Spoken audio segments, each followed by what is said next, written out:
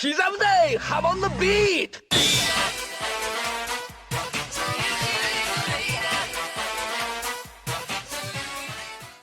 From 1982 to 1983, the manga Cool Shock B.T. was published in Shonen Jump. It was written by Hirohiko Araki, who would later be best known for his series JoJo's Bizarre Adventure.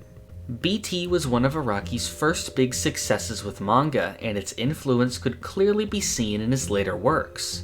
In October of 2021, a sequel one-shot manga was released titled Cool Shock Old B.T. It is written by Nisio Isin, the author of the Monogatari series of light novels, as well as the author of the JoJo novel Over Heaven. The art is done by Posuka Demizu, illustrator for the manga The Promised Neverland. The story is set 60 years after the original, with an elderly BT returning to help his friend Koichi.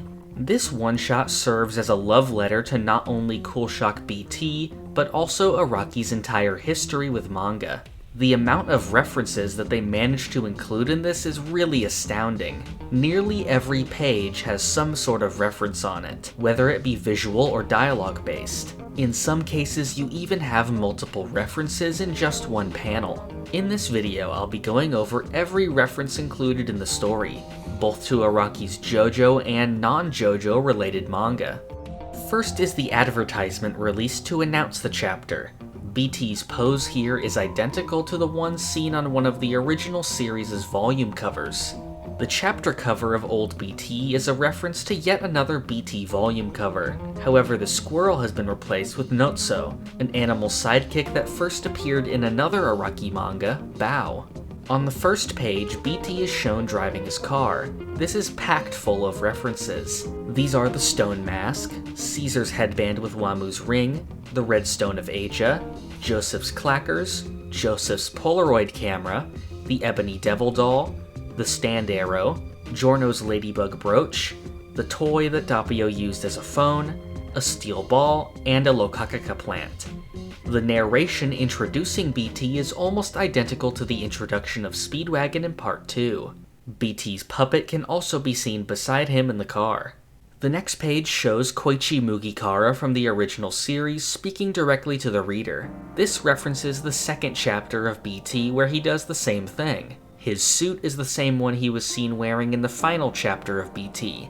Outside of Koichi's house, the Do Not Enter signs are similar to the ones seen outside the Nijimura house in Part 4. The title card for the chapter is the same one used for the original BT's second chapter. A padlock can be seen next to BT, referencing the various locks he had in his room from the fifth chapter. The group that scams Koichi out of his home are called the Outlaw Guys. This is a reference to Outlaw Man, one of Araki's earliest manga. The pamphlets that are shown to Koichi include quotes from the JoJo characters Dio and Kira. One says, "Offering you eternal security," a quote from Dio in Part 3. The other says, "No need for extreme joy if you have a tranquil life," a quote from Kira in Part 4. The Kira pamphlet also has a small picture of Stray Cat. Koichi says that his son left to live in the city 13 years ago. This is referencing the character Rokusuke from Bao, who said the same thing about his son. In the backseat of BT's car, you can see Coco Jumbo from Part 5. There are also various other trinkets, such as a tribal mask and a miniature guillotine. These objects could previously be seen in BT's room in the original series. It is shown that Koichi wrote a novel based on BT, which has some of the same chapters as the real manga. He says that the cover art was done by Kishibe Rohan, the manga artist character from Part 4. The words at the bottom say, "It's a novel that captures reality," a parody of one of Rohan's quotes. The estate that Koichi buys is said to be in Morio, the setting of JoJo Part 4. The dojan or tada sound effect is used and then later said by BT. It had previously been used in the original BT manga, and was later used as Funny Valentine's catchphrase in Steel Ball Run. A figure of Stray Cat from Part 4 can be seen on the dashboard of BT's car. At one point, Koichi says, "It's been quite a cool shock to be blocked by my family," name-dropping the title of the series. When Koichi discovers his estate is actually decrepit, he asks why his mansion has become a mansion ghost. This is a reference to the mansion ghost phenomenon introduced in Dead Man's Questions. When explaining how Koichi's house was swapped with another, BT says that it was an equivalent exchange, referencing the phenomenon of the same name from JoJolion. The boyoyoing cape that was first featured in Yukiko's arc from JoJo Part 4 is also mentioned here. BT says bene in Italian, much like Giorno and Tonio have done in JoJo. The sound effect of a phone ringing in the background is shown as torurururu, a reference to when Doppio mimics a phone in Part 5. One of the girls in the outlaw guy's office wears a hat that resembles Echo's Act 3's head. A sign on the door reads, "Burnable trash pickup, Monday, Wednesday, Friday." This is a reference to the defeat of Chocolata and Secco from Part 5, where they fall into a dump truck with the same message. The boss of Outlaw Guys appears as a silhouette and is referred to as Boss. This is a reference to the early appearances of the character Diavolo in Part 5. He is later revealed to be Manabu, a character from Part 6 of the original BT story. One of the comments on the video of Koichi reads, "I want to be like him." This is referencing two boys from Part 1 who say the same thing about Dio after he kisses Erina. Another comment reads, "Gorgeous old man," a reference to one of Araki's previous manga, Gorgeous Irene. The jewels that Koichi and BT use to fool Outlaw Mans are the same jewels stolen by BT in Chapter 5 of the original manga. Koichi says he is scared of how many views the video is getting, but BT says that what they're doing is fun. This calls back to a similar exchange between the two in Chapter 5 of the original manga. The furniture that BT has his wife send over is said to be Damascus rugs and Rococo-style drawers. This is a reference to Gorgeous Irene, where Irene was said to have identical furniture. The medicine that BT takes is identical to the poison Dio bought from Wang Chan in Part 1. He also mentions that he plans to live until he is 183. This is a reference to a line by Wang Chan, who said that people with Dio's ear birthmark would also live to be that same age. For a brief moment, figures of Clyde and the Dillinger from Say Hi to Virginia can be seen. This is yet another old manga by Araki. BT says that if they can't pursue their enemies, then they'll have to make them pursue him. This is a reference to the fight against Wonder of You in JoJolion, where the same thing was said. BT is said to have been a drama club member, a reference to the third chapter of the manga. When Koichi is talking to the scammers, he is wearing the Redstone of Asia. He also mentions that he is going to be remarried to a model 25 years younger than him. This is referencing the inner monologue of Senator Wilson Phillips from Part 3. BT serves tea on a hunting scene by Wedgwood. This tea set is the same one used by Shinobu Kawajiri near the end of Part 4. The female scammer angrily says Mukatodama in her thoughts. This is a word that Araki made up to portray anger. It was previously used by the character Ninomori in Chapter 3 of Cool Shock B.T. The panel of the scammers drinking the tea is drawn in the style of Toth's predictions from Part 3. Specifically, it is almost identical to the panel where Jotaro, Joseph, and Polnareff drink the poison tea. To intimidate the scammers, BT brings out a rusted sword blade. This blade is identical to the broken Anubis blade from Part 3, which was left to rust at the bottom of the Nile River. BT is holding the sword with a handkerchief as if to avoid touching it. This may be a reference to the stand Anubis, who would possess anyone who touched the sword. When the scammer asks why he's holding the blade, he says that it's for no particular reason. This is referencing a similar exchange from the pilot chapter of the original manga. BT pretends to have poisoned the scammers with toxin from a blowfish. This is the same trick he used against Manabu's family in Chapter 6. The symptoms of the poison that he lists out are the same ones George Joestar I felt in Phantom Blood. BT calls himself a knight and says that the scammer is on a different psychological level than him. This is nearly identical to one of his lines from Chapter 2 of BT. Koichi says "Oh my god" in the same style as Joseph Joestar from Part 3. A sign in the outlaw guy's office says "Concentration Camp." This is most likely a reference to Chapter 4 of the original manga, where BT and Koichi fought a man who imitated Hitler. A piece of paper on the table says rhinoceros beetle 4 times. This is a reference to the 14 phrases from Dio's diary in Stone Ocean. On the boss's desk, prime numbers are written on a piece of paper. This references Enrico Pucci's habit of counting prime numbers from Part 6.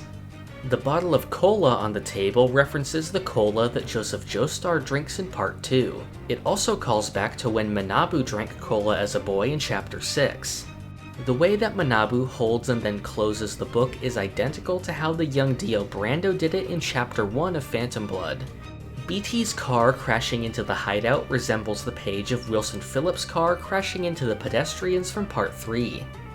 A note behind Manabu says FE26789, the prisoner number of the character Mira-Shan from Part 6. Manabu says that BT's brain has turned to mush. This references a line said to Joseph by Empress in the original release of Stardust Crusaders Chapter 36. BT sarcastically refers to Manabu as a Ripple warrior, referring to how the use of Ripple slows aging in JoJo. He also says, "Quit acting like you're some big shot." This was a quote said by Jotaro to Captain Tennille in Part 3. Manabu says that he owns slaves, calling back to how he said that he made Koichi's family his slaves in Chapter 6 of BT. At one point, BT says "Muda Muda," the catchphrase of Dio Brando and Giorno Giovanna from JoJo.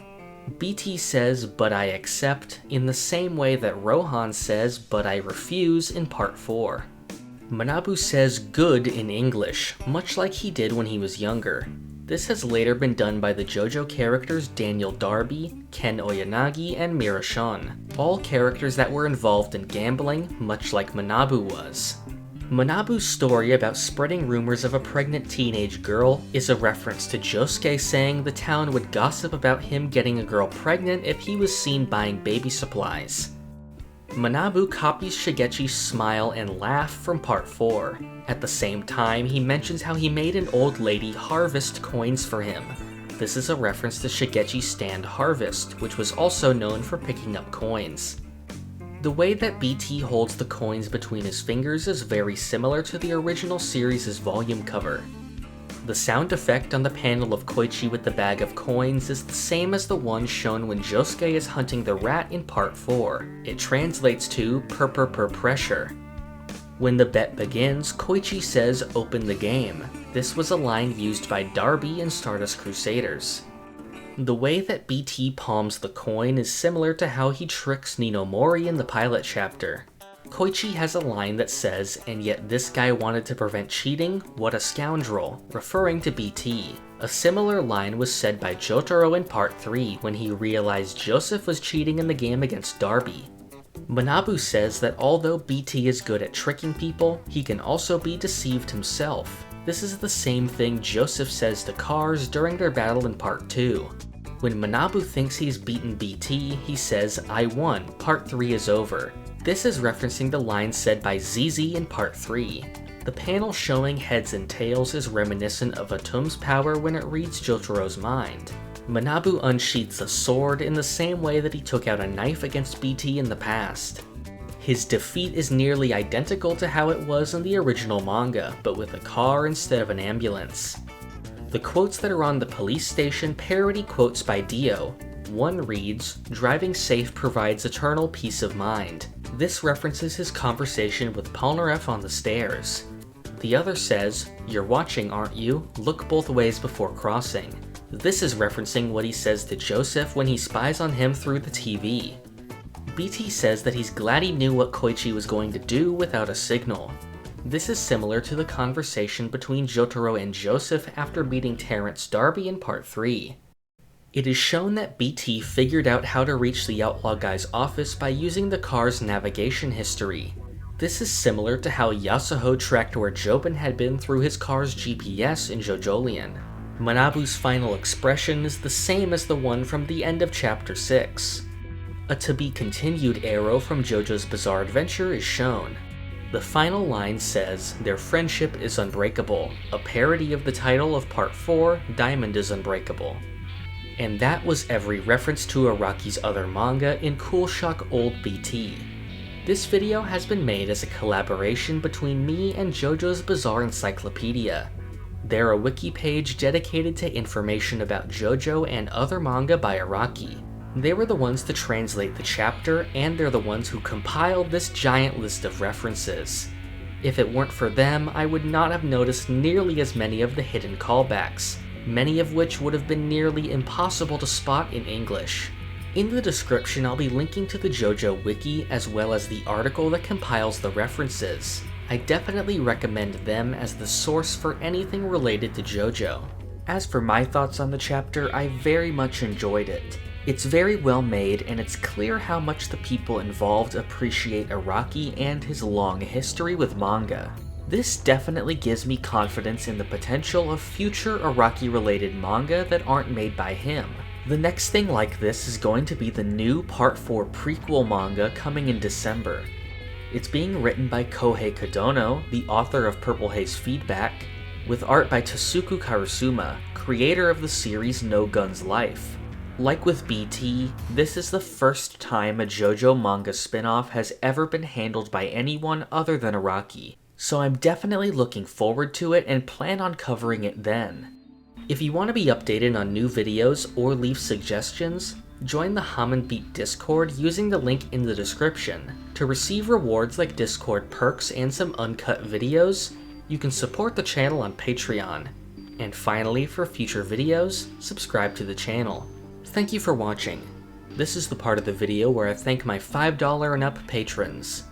Thank you to Tony, the Owl God, Alex Ramirez, Raziana, Doorbell, Cloudy, Monkman, Ashton Joseph Miller, Crayon, Jesper Jansen, Rigo Vids, Sukato, Shane Giger, Walter White, Whiskey, Taylor Choi, Pumpkin Doge, Marrow, Gift G Stans, Bailey Smile, Stephen Pennington, Ali, Almighty Quarth, Jonathan Burr, and Oof.